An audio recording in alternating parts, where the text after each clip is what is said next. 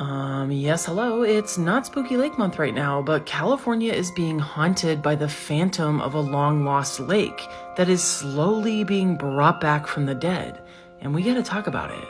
Tulare Lake was once the 9th largest lake in the United States, but it's been a ghost for almost 100 years. The Central Valley in California actually has a long history of being flooded.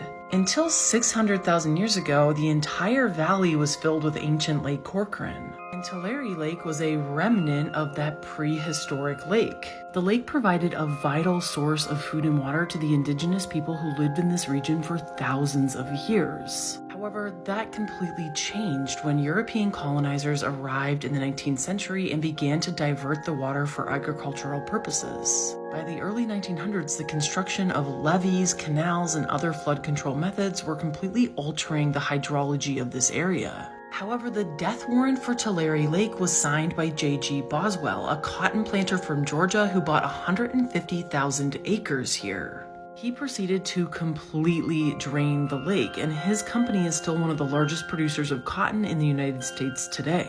With the exception of a few flooding events during the 20th century, California has become dangerously parched until this year, with record-breaking moisture hitting all of the West.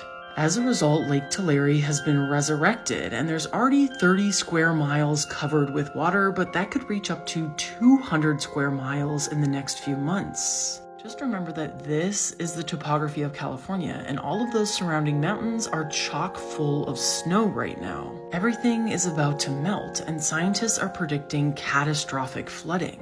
The flatlands of Central Valley are particularly vulnerable because it's kind of like a giant bathtub, especially the dry lake bed of Tulare Lake. Evacuations are already underway, but another consequence of the flooding is just the sheer number of crops that will be unusable this season. It's only the beginning of the resurrection of Tulare Lake, but California will be haunted by this for years to come.